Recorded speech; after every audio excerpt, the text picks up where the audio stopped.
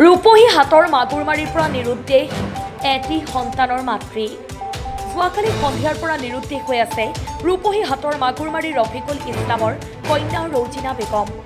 জানিব পৰা মতে ৰৌজিনা বেগমৰ গিৰিয়েকৰ লগত ঘৰুৱা বিবাদ আছিল। যোৱাকালি সন্ধিয়া গিৰিয়েকৰ লগত ফোনযোগে কাজিয়া হোৱাৰ পিছত ঘৰৰ পৰা ওলাই যায় ৰৌজিনা বেগম। পৰিয়ালৰ লোকে বহু ঠাইত বিচাৰ খোচাৰ কৰিও সন্ধান পোৱা নাই ৰৌজিনা খাতুনৰ। অৱশেষত চিন্তিত হৈ পৰিয়ালৰ লোকে কাৱৈমাৰী আৰক্ষীক অৱগত কৰাই আৰু লিখিত জাননী দিয়ে। যদি কোনোবাই ফটোত দেখা পায় এই মহিলাগৰাকীৰ সন্ধান পায় তেন্তে 9387082795 অথবা 9395002596 নম্বৰত যোগাযোগ কৰিবলৈ আহ্বান জনাইছে পৰিয়ালৰ লোকে। News desk report live. কি হৈছিল ঘটনাটো?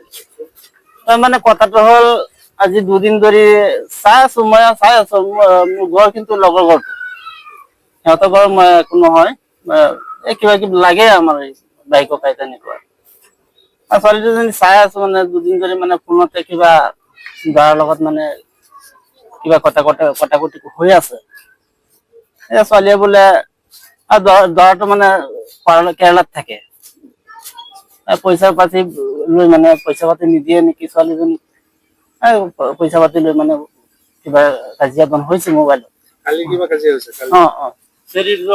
ফোনতে মানে কটাকটি হৈছে, মই এইখিনিয়ে জানো। তাৰপিছত কালি দিনটো গ'ল, মানে সন্ধিয়া 6টা বজাৰ পৰা মানে ছোৱালীজনী নাইকিয়া হৈ গৈছে একদম আৰু তেনেকুৱা। ঠাইখনৰ নাম কি? Magurmari 2 number word.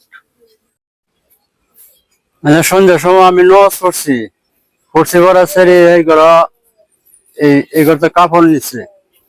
পরে আমি জিজ্ঞাসি যে সেরি কই, হ্যাঁ মা কইতাছে কসেরি এই ঘরে ফুটতে রয়েছে। পরে আমার এই যে ছোট সেরি আছে যে ছোট সেরির স্যান্ডেল রয়েছে আর কাপড় চাপড় আগে যে সময় লইছেন যে এই কাপড় চাপড় পিন দিয়া পরে উত্তর বা গেছে আর কি। পরে আমরা আর বিষয় পাইছি না। ছোৱালীজনীৰ নাম কি? রোজিনা বেগম। বয়স কিমান হ'ব? বয়স 30 হলো।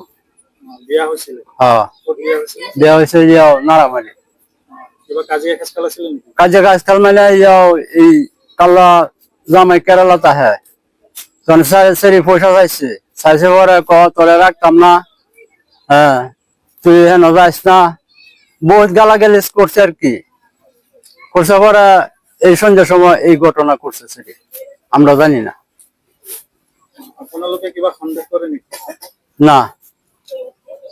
আৰক্ষী থানাত কিবা জাননী দিছা? হ্যাঁ এনটি আমি তৈছি। হয়, কি হৈছিল আপুনি কি জানে?